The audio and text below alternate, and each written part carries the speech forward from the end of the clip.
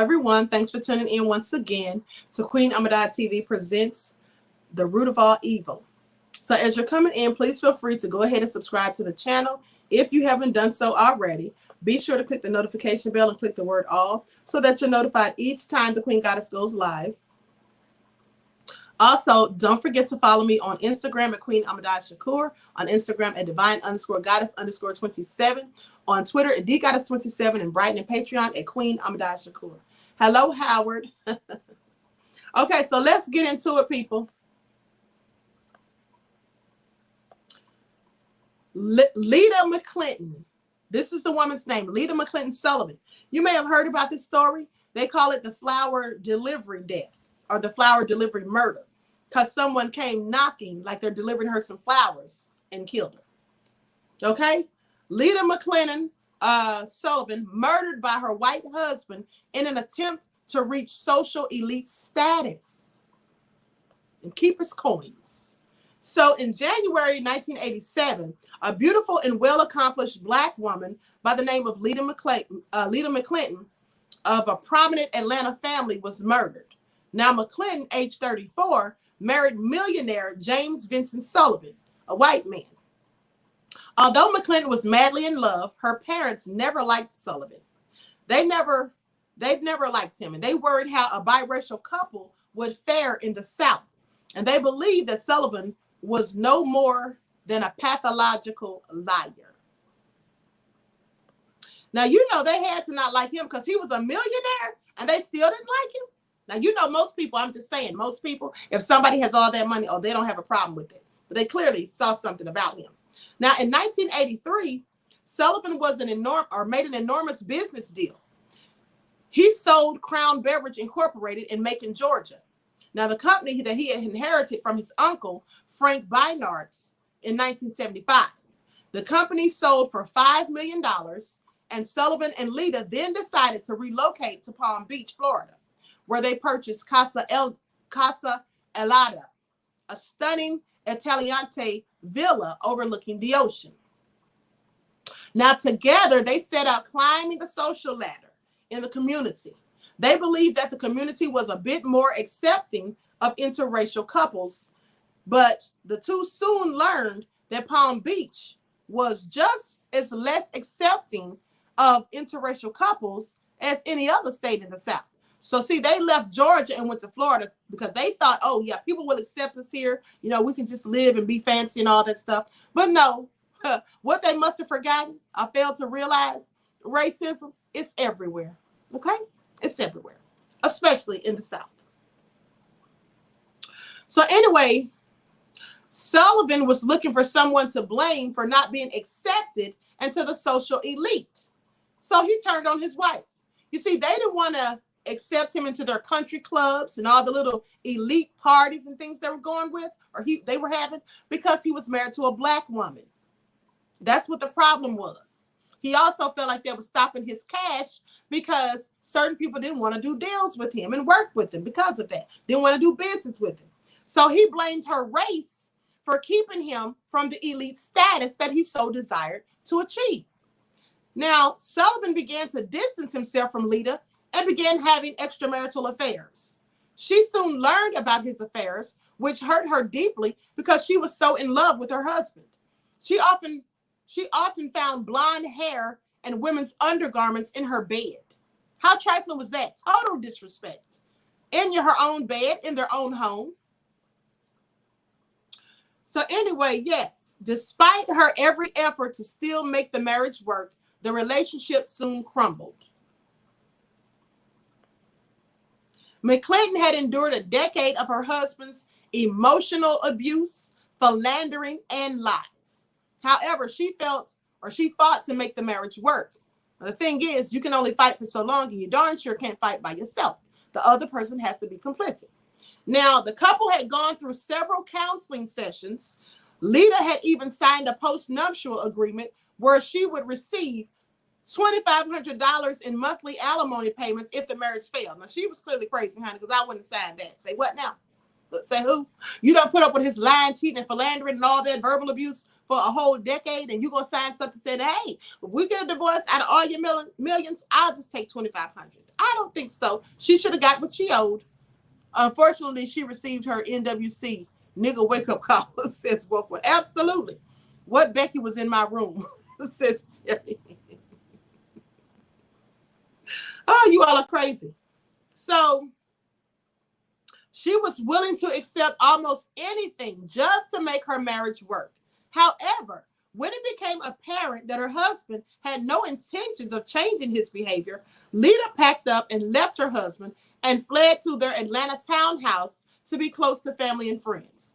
She took him to court to fight for at least half of his $5 million estate. But she was in for the fight of her life when it came to divorcing her husband and trying to gain half of his empire.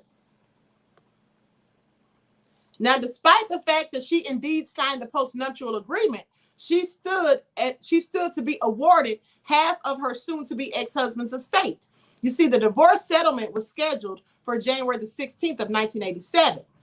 But the morning before the judge was to decide her case, Lita had an unexpected visitor at her front door. She was still dressed in her night clothes and bathrobe.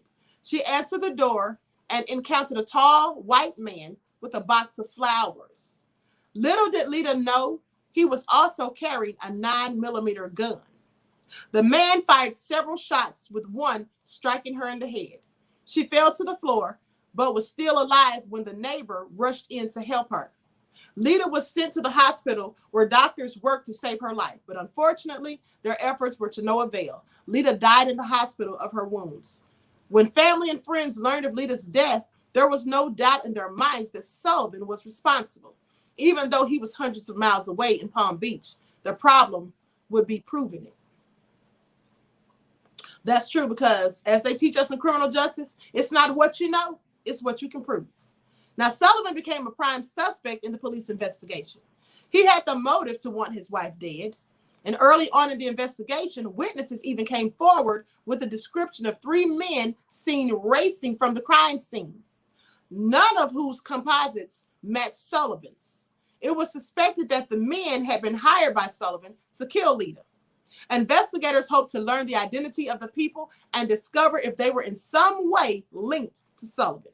Now, as the investigation deepened, the police found that the 3 men all had ties that went back to James Sullivan. Sullivan was questioned, but he denied having anything to do with the men or his wife's murder. He claimed the murder was probably a drug deal gone wrong. Isn't that what OJ said about Nicole? Same thing, a drug deal gone wrong. For a person who's not on drugs, nor have they ever been, why would they be involved suddenly in a drug deal gone wrong? The police discovered that after Sullivan's wife's murder, he received a call from a rest stop outside of Atlanta, which they believed was a signal from the murderers to let Sullivan know that his wife had just been killed. So see, here's the thing. This is how they start tying it all together. First of all, he was stupid. Mistake number 1. He was out of state, so he couldn't be at the crime scene. He clearly had an alibi. But where he messed up is he hired 3 people who he had ties to, which could easily be traced back to him, and which it was. But the second thing was, when they left after killing her, he had already told them to make sure they call and let him know that she's dead, that they've done the deed. Well, that's just what they did. And so that, with their phone records, traced them back to him. Why would the killers of your wife be calling you as soon as they killed her? Why would they be calling you at all? So anyway, the police discovered that after Sullivan's wife was murdered, he received a call at a rest stop outside of Atlanta, which he believed was a signal from the murderers to let Sullivan know that the wife had been killed. So in February of 1987, Sullivan called a friend in Georgia and discussed Lita's murder and the ongoing investigation. Now, during the call, Sullivan mentioned that Lita had been killed with a 9mm. Say what now? How did he know that? The caliber of gun was information that the police deliberately withheld in the hopes that the actual killer might slip up and reveal the information, which seemed to be exactly what happened.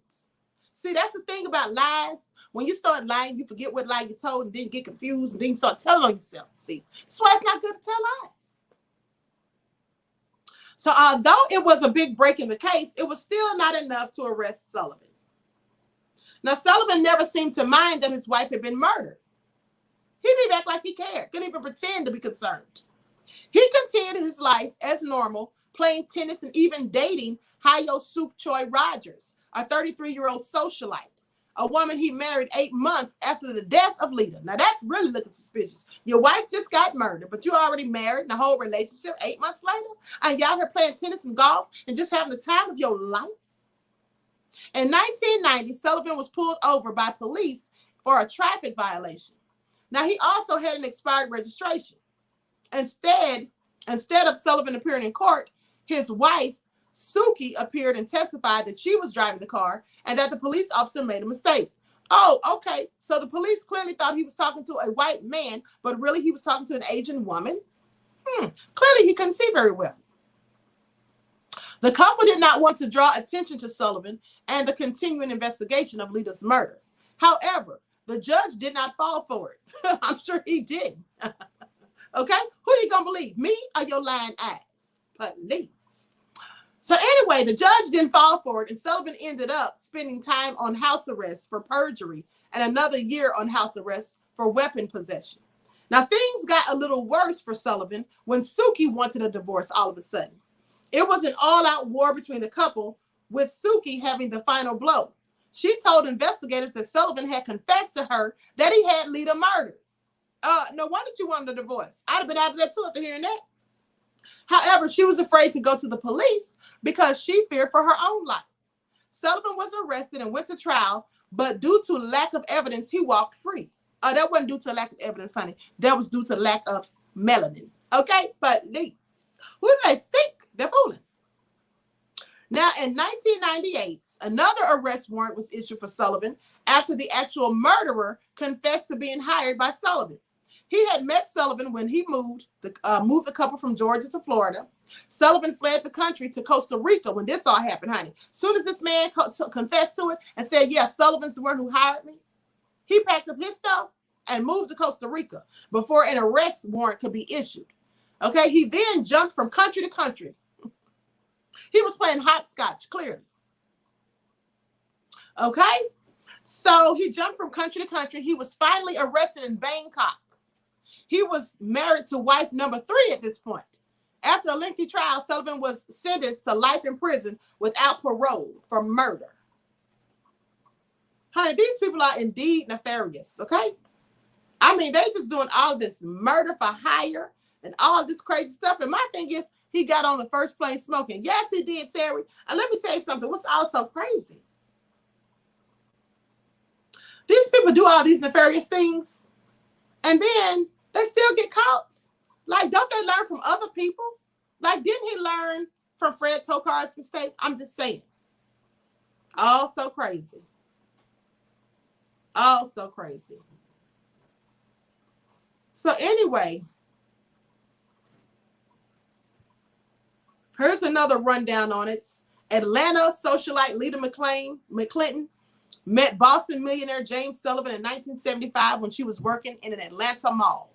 A few years later, they were married after he divorced his first wife. He lost considerable amount of money and property during the divorce. So he must have loved getting married, honey, because he was married before he even married Lita. Her family feared that he married her only because of the high power that they had. They later moved into a home in Palm Beach, Florida during the 1980s, and they had several serious arguments. Now, her parents believed that he was trying to control every aspect of Lita's life. In 1985, she filed for divorce and left him, moving to a townhouse in Buckhead that they had together. They were in the middle of a nasty divorce proceeding when a delivery man arrived at Lita's door on the morning of January the 16th, 1987, carrying a dozen roses, asked if she was Lita when she answered the door. When she responded yes, he shot her once in the head. She was killed instantly. Several witnesses saw him fleeing the scene of the crime, but could not identify him. Although James was at their home in Palm Beach, authorities believed that this may have been a contract hit. 40 minutes later, after Lita's murder, James received a collect phone call from outside of Atlanta. The distance between Lita's home and the phone booth was exactly 40 minutes. So they called as soon as they got to the first phone. So anyway, telephone records showed that 3 men checked into a Georgia motel using false identification and made calls to James's home. A flower vendor remembered a nervous man buying flowers that were found at Lita's home. Authorities learned from associates that James did not want to lose his fortune with another divorce. He also said that he wouldn't be surprised if Lita suffered a tragic accident. Oh, really?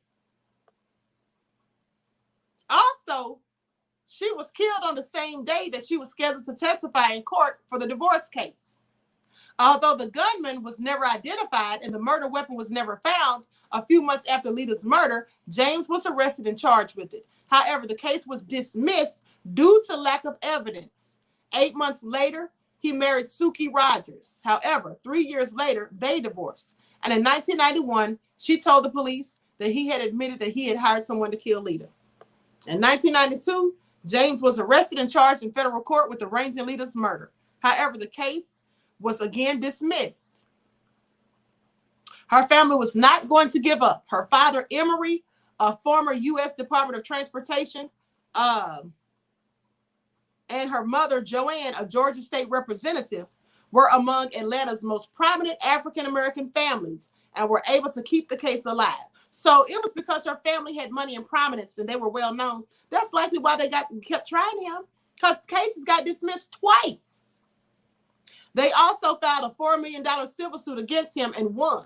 And in February of 1998, a North Carolina man by the name of Philip Harwood was arrested on unrelated charges. He had previously worked for James, moving furniture for him. Now, Harwood was arrested on unrelated charges, and he had previously worked for James. And his girlfriend told police that he had implicated himself in Lita's murder. She also said that shortly after they had met, or she met with him, he paid Philip for committing the murder. And then he was questioned about this. When he was questioned, Philip confessed to it and claimed that James had actually hired him. He also admitted that he was the man that had picked up the flowers and had made the phone call to James that morning. Finally, in May of 1998, James was charged with felony murder and a warrant was issued for his arrest. Arrangements were made by his attorney for him to surrender to the authorities. But that never happened. James said, "But this, catch me if you can." And he fled to Costa Rica. Now, authorities believe that he fled the country shortly after the arrest warrant was made. They suspect that he went to Ireland because he had a dual citizenship. That's what they were thinking. So that's just all so crazy. He was going all over the place. Terry said, all busted. Yep, absolutely. But you know what the thing is? That's amazing. They all ran their mouths too much because the friend of his who was the actual killer, he obviously told his girlfriend, implicated himself, and then she must have gotten mad at him, and that's why she told that he implicated himself. So everybody just running their mouths too much. You know what? That's why they say, how do you keep a secret with 3 people? Well, if 2 of them's dead, because at the end of the day, somebody always talks too much, right? Somebody always talks just a little too much. Maybe if she wasn't black, he may have been found guilty. The trash should be thrown out the first time. Absolutely, Lee Harv, absolutely. And you know what? They likely wouldn't have had another trial had not her parents kept the case alive, because they had money and they had the ability to do that. You know, so just imagine if it was just regular, everyday black people working a 9 to 5. Clearly, there would have been no justice. So with that all being said, that is the story of Lita and James Sullivan, the notorious man who had roses delivered to his wife, only to have her killed. Okay, so with them folks, I think murder is written into the prenup. Better read the fine print, says one. Exactly. Okay, Louise says right on. Swerve Girl says sleeping with the enemy. Absolutely. So that was also nefarious. I hope you all enjoyed the story. I'm going to conclude this broadcast. Thank you all for tuning in. Now, I was going to go live on Beyond the Realm, but it's getting late and I'm tired and I have to be up in the morning. So, with that all being said, I'll go live on there tomorrow nights, okay? Beyond the Realm. Hell, he lived a great life before being caught. Say it. Absolutely. And took the poor woman out. Millionaire Brown said, I love these stories, Empress. Thank you, beloved.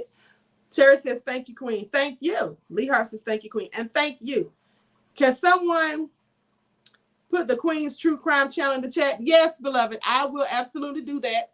Just give me a moment. Uno momento. So I hope to see you all bright and early in the morning for your morning wake-up call. Y'all not going to believe this story I got to tell y'all in the morning, honey. I mean, y'all are not going to believe it. It's so nefarious. I'm so serious, too. Everyone, please make sure that you like and share the video. And also, please make sure that you all subscribe to my True Crime channel because it's about to be popping, okay? Now, we did the story of Sonny Bono's assassination that they claimed was him sliding into a tree while he was skiing, right? But no, evidence shows otherwise. So I talked about that. The next time I go on there, which will be probably tomorrow, I'm going to talk about, it'll be tomorrow or Tuesday. I'm going to talk about the whistleblower by the name of Gary Webb and how he turned up dead, okay? Woke one says all the suspense. Okay, so there you have it. There's the link. And I hope you all enjoy the rest of this lovely evening. And until next time, Royals, I will talk to you all again soon.